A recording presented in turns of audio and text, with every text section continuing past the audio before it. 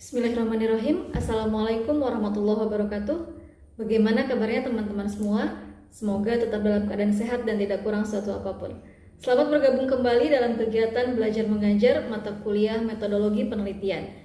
Pada pertemuan kali ini kita akan lebih mendalami tentang latar belakang masalah. Yang pertama yang akan kita bahas yaitu masalah. Masalah dapat diartikan sebagai suatu situasi di mana suatu fakta yang terjadi sudah menyimpang dari batas-batas toleransi yang diharapkan. Masalah penelitian juga dapat diartikan sebagai suatu persoalan atau kesenjangan yang mungkin dapat menuntut peneliti untuk mencari jawaban atau solusinya. Nah, identifikasi masalah yang pertama adanya kesenjangan dari yang seharusnya. Teori maupun fakta empirik temuan penelitian terdahulu dengan kenyataan yang sekarang dihadapi. Jadi, mengidentifikasi masalah, kita itu bisa menelaah dari penelitian terdahulu. Jurnal-jurnal yang sudah terbit di website jurnal atau jurnal dalam bentuk e-book, cetak, itu kita bisa lihat di bawahnya, di bawah bagian terakhir biasanya ada rekomendasi penelitian selanjutnya. Nah, itu kita bisa mengidentifikasi masalah dari penelitian terdahulu. Atau juga kita bisa mengamati di lapangan apa yang terjadi dari hal-hal yang paling sederhana, yang paling dekat dengan kita. Hal yang paling mudah untuk mengidentifikasi masalah, seperti halnya yang sudah saya sampaikan di minggu lalu, bahwa pertama kali kita bisa mengkerucutkan dimulai dari bidang materi atau mata kuliah yang teman-teman sukai. Teman-teman lebih suka materi bidang apa sih? Kalian contohnya kayak bidang pemasaran, atau bidang moneter, atau bidang pemikiran. Pilih salah satu. Kalau kalian suka pemasaran, maka fokus pada bidang pemasaran. Kenapa harus dari hal yang kita sukai? Biasanya kalau hal yang kita sukai, kita akan merasa bahwa penasaran. Kita suka nih tentang pemasaran gitu ya. Pasti kita bakalan penasaran, kepo gitu ya. Sebenarnya pemasaran gimana sih, ada apa aja sih, sekarang ada masalah apa ya dalam hal pemasaran atau ekonomi mikro. Kalian suka nih ekonomi mikro, apa ya yang menarik dari ekonomi mikro? Ketika kalian mulai dari hal yang teman-teman sukai, maka berapapun sulitnya nanti kalian mengidentifikasi sebuah masalah, kalian akan tetap merasa bahwa apa yang sedang kalian lakukan itu adalah hal yang betul-betul menyenangkan, karena apa yang kalian lakukan adalah hal yang sangat kalian sukai. Itu pertama. Yang kedua, setelah kalian menentukan bidang apa yang akan diteliti, terus kemudian kita bisa menentukan objek yang akan ditelitinya atau subjek yang penelitiannya. Contohnya kalau mikro, kita mau meneliti tentang apa nih? Tentang masyarakat, atau tentang UMKM, atau tentang perilaku konsumen. Berarti konsumennya mau siapa? Apakah mau mahasiswa, ataukah mau pelajar, ataukah mau masyarakat umum? Atau teman-teman mau tentang bisnis mau di bisnis apa nih? UMKM, atau kalian mau bisnis keuangan syariah? Itu ditentukan balik lagi pada hal yang teman-teman sukai. Terus kemudian ketika kalian sudah menentukan bidang materinya apa, bidang mata kuliahnya apa yang teman-teman sukai, terus kemudian subjeknya mau siapa, mau tentang apa, apakah lembaga zakat dan lain sebagainya. Terus kemudian kita bisa memulai dari membaca penelitian-penelitian terdahulu. Kalian kumpulkan jurnal-jurnal penelitian terdahulu yang membahas tentang materi atau bidang yang akan kalian teliti. Contohnya pemasaran, berarti kita cari jurnal yang tentang pemasaran. Terus yang mau kalian teliti adalah UMKM, jurnal pemasaran UMKM gitu. Nah, itu supaya kita bisa mengkerucutkan, karena masalah penelitian itu akan banyak sekali, dan ketika teman-teman tidak mengkerucutkan di awal bidang apa yang akan kalian teliti, itu akan sangat membingungkan. Jadi silakan kalian tentukan dulu bidang apa yang akan kalian teliti. Terus selanjutnya dari kesenjangan tersebut dapat dikembangkan pertanyaan mengapa kesenjangan itu terjadi. Berikutnya pertanyaan tersebut memungkinkan untuk dijawab dan jawaban lebih dari satu kemungkinan. Seorang peneliti itu harus bisa memperkirakan jawaban atas pertanyaan atau rumusan masalah penelitiannya.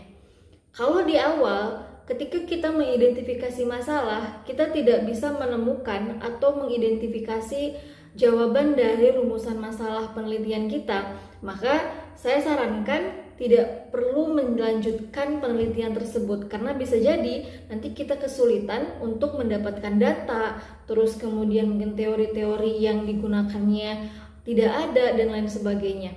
Jadi ketika teman-teman mengidentifikasi sebuah masalah, bukan hanya tentang masalahnya saja yang teman-teman pikirkan, tapi kemudian apa jawaban dari rumusan masalah yang akan teman-teman teliti. Kalau dalam penelitian kuantitatif ada yang namanya hipotesis, dugaan sementara atas rumusan masalah yang kita ajukan dalam sebuah penelitian, begitu. Selanjutnya ada peran latar belakang masalah. Ketika kita sudah mengidentifikasi masalah, maka kita bisa menuangkan dalam latar belakang masalah. Apa sih latar belakang masalah itu? Kenapa harus ada latar belakang masalah? Yang pertama, menjelaskan situasi dan kondisi yang melatar belakangi terjadinya masalah tersebut. Kenapa sih ada kemiskinan? Kenapa di desa Cijenjing tingkat kemiskinannya dari tahun ke tahun semakin meningkat, bukan malah semakin menurun? Padahal padahal desa Cijenjing adalah desa mandiri dan lain sebagainya. Kenapa tingkat kemiskinannya semakin dari tahun ke tahun justru semakin meningkat? Kenapanya itu harus kita tuangkan dalam latar belakang masalah untuk menjelaskan situasi dan kondisi yang melatar belakangi terjadinya masalah tersebut. Terus yang kedua, menguraikan kesenjangan-kesenjangan antara harapan dan kenyataan, teori dengan praktek, rencana dengan pelaksanaan, dan kesenjangan lainnya. Contoh tadi kemiskinan, padahal sudah ada penyaluran bantuan, tapi kok dari tahun ke tahun justru tingkat kemiskinannya semakin meningkat. Nah, itu kita harus uraikan apa saja yang terjadi di lapangan, kenyataan dengan harapan yang tidak sesuai. Terus yang ketiga ada menceritakan apa yang mendorong seorang peneliti untuk melakukan penelitian terhadap suatu permasalahan. Kenapa kita memilih kemiskinan sebagai topik penelitian kita? Jadi kita harus tahu apa sih pentingnya meneliti tentang ini, apa sih pentingnya meneliti tentang kemiskinan, apa sih pentingnya meneliti tentang tingkat pengangguran di Kabupaten Ciamis, atau apa sih pentingnya meneliti tentang pendapatan daerah di Kabupaten Ciamis gitu. Jadi apa sih pentingnya kita meneliti topik tersebut? Terus yang keempat, menjelaskan tentang alasan-alasan penting dan bagaimana menariknya masalah untuk diteliti dalam jangkauan kemampuan akademik, biaya, tenaga, dan waktu peneliti. Nah, hal-hal yang harus teman-teman perhatikan dalam mengidentifikasi masalah adalah ada esensial, pentingnya penelitian menduduki urutan paling utama di antara masalah-masalah yang ada. Saya bilang tadi masalah itu kemungkinan akan banyak sekali. Dan apa yang paling penting dalam dalam permasalahan yang akan kita munculkan, kenapa kita memilih masalah ini, apa yang terjadi jika masalah ini tidak diteliti atau jika masalah ini tidak segera dicarikan solusinya. Terus urgent, masalah tersebut dianggap mendesak untuk dipecahkan. Dan bermanfaat tentunya, memiliki kegunaan atau kebermanfaatan jika masalah penelitian dipecahkan. Jadi ketika kita meneliti, kita harus tahu pentingnya apa, dan ketika penelitian ini tidak segera dilakukan, apa yang akan terjadi jika masalah tersebut tidak segera dicarikan solusinya, dan apa manfaat dari hasil penelitian kita terhadap penyelesaian masalah di tempat penelitian kita, begitu. Itu yang harus teman-teman perhatikan. Terus seringkali teman-teman mahasiswa bertanya, kalau masalah penelitian tuh harus masalah yang update ya, atau yang viral dan lain sebagainya. Kalau menurut saya, update dan tidaknya bisa jadi masalah itu sebenarnya nggak lagi viral gitu ya, tidak sedang dibicarakan di masyarakat, tapi ini menjadi sesuatu hal yang penting gitu. Itu nggak apa-apa, meskipun itu bukan masalah yang, bukan topik penelitian yang sedang viral gitu ya. Kalau sekarang kan yang lagi viral tuh kayak e-commerce, nah itu juga bagian dari hal yang sekarang banyak sekali dibicarakan gitu. Nah, apakah harus selalu yang sedang ramai dibicarakan? Kalau menurut saya tidak harus selalu begitu, tapi yang penting adalah kita tahu bahwa topik penelitian yang akan kita teliti memiliki suatu hal yang kedudukan yang sangat penting. Terus kemudian ketika masalah tersebut tidak segera dicarikan solusinya, justru akan berakibat fatal. Terus kemudian bermanfaat bagi tempat penelitian atau subjek penelitian itu sendiri, gitu.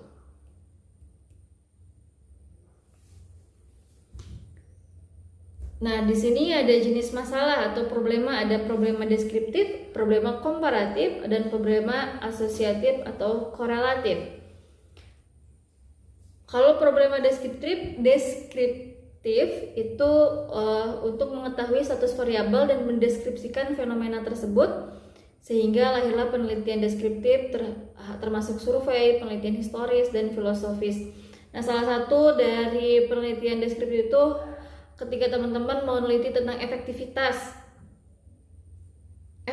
strategi pemasaran atau efektivitas bauran pemasaran, efektivitas pemberian bantuan langsung tunai, itu bisa menggunakan deskriptif.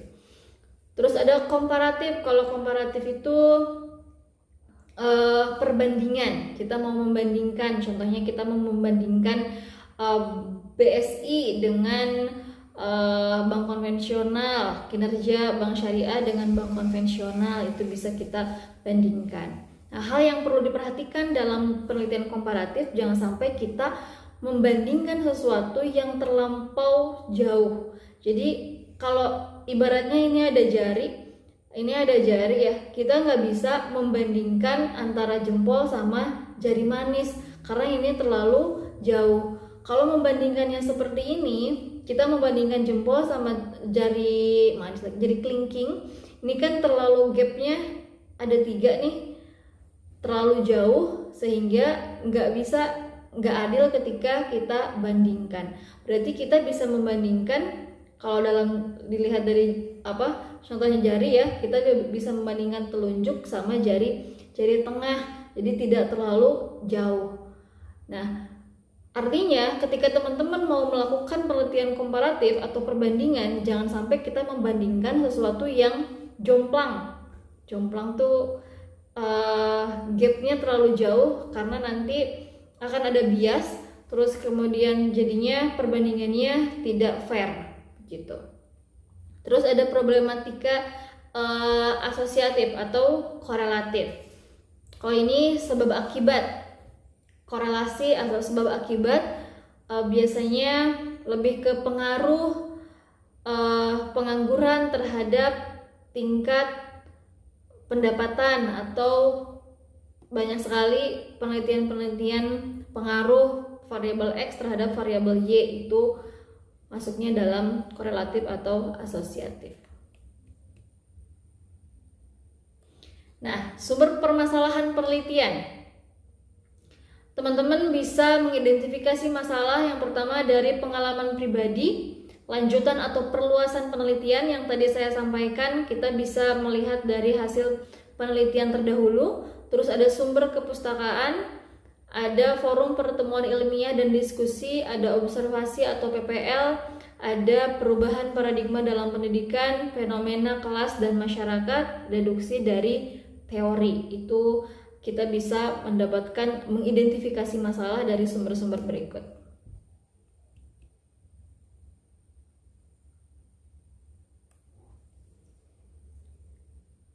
Nah, ciri-ciri masalah penelitian yang pertama ada pernyataan permasalahan, pernyataan penelitian dan gambaran asosiasi dua atau lebih fenomena terukur. Terus ada kontribusinya, pengembangan teori baru, perbaikan metode atau manfaat serta implikasi aplikatif. Terus ada aspek kelayakan, dapat dijawab, dipertimbangkan waktu dan biaya, tingkat pengetahuan dan keterampilan yang dimiliki, daya dukung, fasilitas dan sumber daya lain. Ketika kita mau meneliti sebuah topik, meskipun itu topiknya bagus banget gitu ya untuk kita teliti, tapi kemudian kita kesulitan untuk mendapatkan data sehingga kita tidak bisa mengidentifikasi masalahnya lebih jauh, bahkan kita tidak bisa menjawab rumusan masalahnya, maka topik tersebut tidak bisa diteruskan untuk penelitian. Terus kemudian ada pertimbangan waktu, biaya. Kalau memang kita tidak mampu untuk meneliti itu dari segi waktu dan biaya, maka kita tidak perlu memaksakan diri untuk meneliti topik tersebut. Kita bisa mencari topik lain untuk kita teliti dengan aspek kelayakan bisa dijawab, data yang kita butuhkan itu tersedia dan kita bisa mencari data tersebut dengan efektif dan efisien. Begitupun dengan waktu, biaya, dan keterampilan kita sendiri. Terus orisinalitas masalah yang diteliti, kerangka konsep dan pendekatan bukan pengulangan. Apa sih yang baru dari penelitian kita gitu? Apa sih hal yang baru dari penelitian kita dibandingkan dengan penelitian terdahulu itu? Atau apa yang membedakan dari penelitian kita dengan penelitian sebelumnya gitu. Itu orisinalitas harus dipertimbangkan. Nah, ini latar belakang masalah. Latar belakang masalah ada jenis paragraf deduktif, ada jenis paragraf induktif. Jenis paragraf deduktif memiliki ide pokok di awal dan menyampaikan gagasan dari yang umum atau luas ke hal yang khusus. Biasanya digunakan untuk penelitian yang menggunakan pendekatan kuantitatif. Sedangkan kalau induktif memiliki ide pokok di akhir dan menyampaikan gagasan dari hal khusus ke umum, biasanya digunakan untuk pendekatan kualitatif gitu. Nah, kalau deduktif induktif itu sebetulnya gaya penulisan. Teman-teman mau memilih yang mana? Apakah teman-teman lebih suka menuliskan dengan gaya deduktif? Berarti kalian bisa dimulai dari hal umum ke khusus. Tapi kalau teman-teman lebih suka induktif, berarti kalian bisa memaparkan dari hal yang khusus ke umum begitu. Ini adalah contoh paragraf deduktif.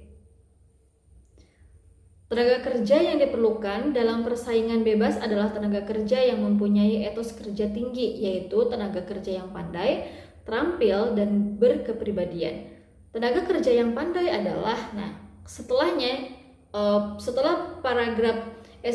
kalimat pertama itu menjelaskan secara rinci kalimat sebelumnya. Itu deduktif. Jadi ide pokok paragrafnya adalah tenaga kerja yang diperlukan dalam persaingan bebas adalah tenaga kerja yang mempunyai etos kerja tinggi, yaitu tenaga kerja yang pandai, terampil, dan berkepribadian. Sedangkan kalau induktif, secara ekonomi, kota ini sangat kondusif untuk berbisnis. Secara budaya, kota ini amat kaya akan ragam budaya etnis. Penduduknya relatif terbuka terhadap unsur etnis yang berbeda-beda. Secara geografis, kota ini terletak di daerah yang relatif tinggi, tetapi tidak terlalu tinggi. Artinya, kota ini relatif sejuk. Itulah antara lain 3 hal yang membuat kami merasa amat kerasan tinggal di kota Bandung ini. Ya, jadi kalimat atau ide pokoknya adalah itulah antara lain 3 hal yang membuat kami merasa amat kerasan tinggal di kota ini. Begitu.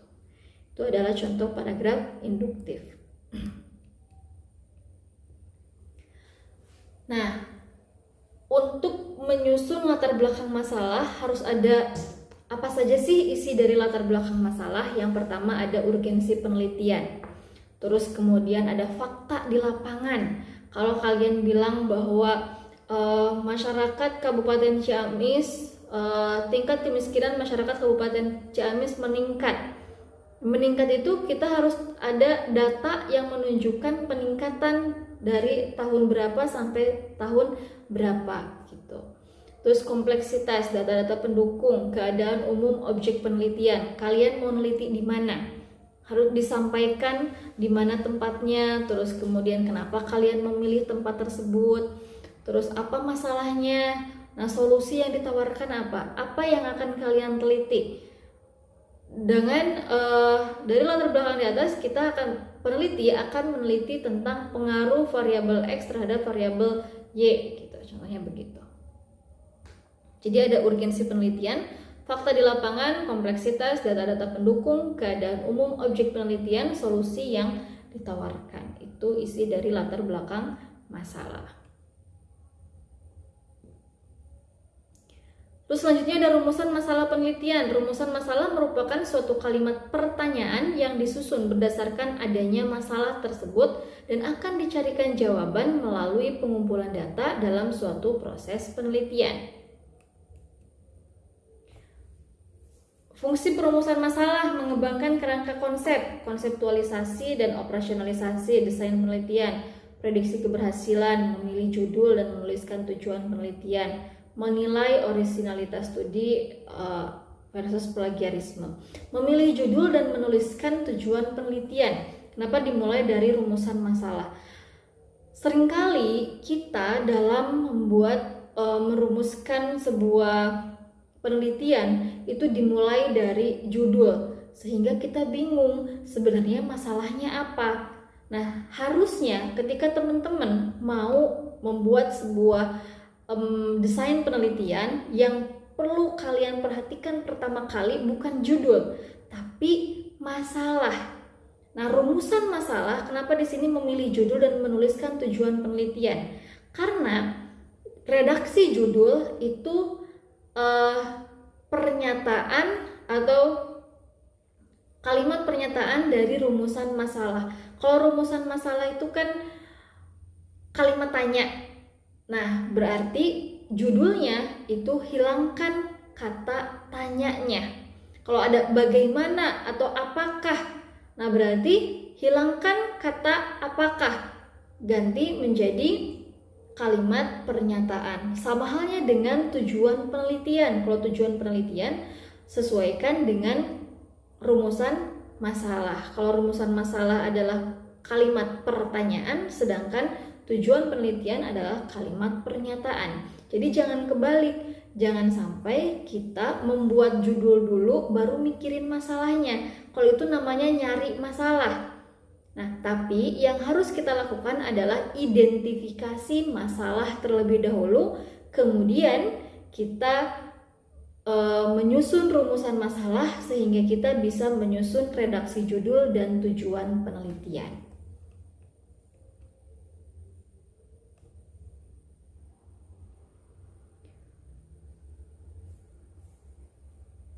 Nah, langkah persiapannya ada formulasikan situasi problematik yang dihadapi, identifikasi kesenjangan yang ada, pelajari kepustakaan dan sumber informasi,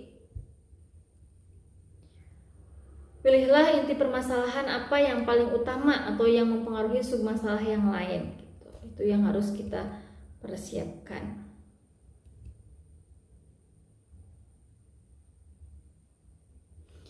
Nah, apa sih yang membuat kita merasa kesulitan dalam merumuskan masalah penelitian? Yang pertama, peneliti mengumpulkan data tanpa rencana atau tujuan penelitian yang jelas. Kita tuh nggak tahu sebenarnya dari penelitian ini kita tuh pengen apa. Apa sih tujuan kita neliti ini? Kita tuh pengen tahu apa. Jadi meneliti itu harus dimulai dari apa yang ingin teman-teman ketahui, supaya kita tahu mau kemana. Kalau kita mau kalau kita mau tahu tentang A, bagaimana cara kita untuk mencari jawaban A tersebut. Tapi kalau kita nggak tahu juga kita mau tahu jawaban apa, kita nggak tahu mau tahu tentang apa, ya akan bingung, akan susah untuk menentukan atau mengidentifikasi masalah penelitian. Yang kedua, ada penelitian memperoleh sejumlah data dan berusaha untuk merumuskan masalah penelitian sesuai dengan data yang tersedia. Terus peneliti merumuskan masalah penelitian dalam bentuk terlalu umum dan ambiguitas sehingga menyulitkan interpretasi hasil dan pembuatan kesimpulan penelitian. Berarti ketika teman-teman mau merumuskan sebuah masalah penelitian, hal yang pertama yang harus kalian tentukan adalah sebetulnya kalian mau tahu tentang apa. Sehingga kita bisa merumuskan sebuah rumusan masalah sesuai dengan apa yang ingin kita ketahui. Tuh. Nah, kesalahan umum dalam merumuskan masalah, konsepnya belum matang, gagasan yang ditawarkan belum akurat, kurang memberikan kontribusi, ketidaksesuaian fenomena penelitian dengan metode analisis. Jadi, latar belakang masalah itu sebagai jantung dari penelitian. Apakah penelitian ini akan berjalan dengan baik dan benar, itu tergantung dari latar belakang masalah kita atau rumusan masalah kita. Rumusan masalah, latar belakang masalah akan menentukan judul penelitian, tujuan penelitian, sampai pada teori yang kita gunakan, terus kemudian metode apa saja yang harus kita pilih, yang harus kita gunakan untuk menjawab rumusan masalah tersebut. Jadi dalam mengidentifikasi masalah, kita bukan hanya memikirkan masalahnya saja, tapi justru apa yang akan kita lakukan untuk menjawab rumusan masalah ini. Itu kita identifikasi di awal ketika kita merumuskan sebuah masalah penelitian gitu. Yang ini sudah.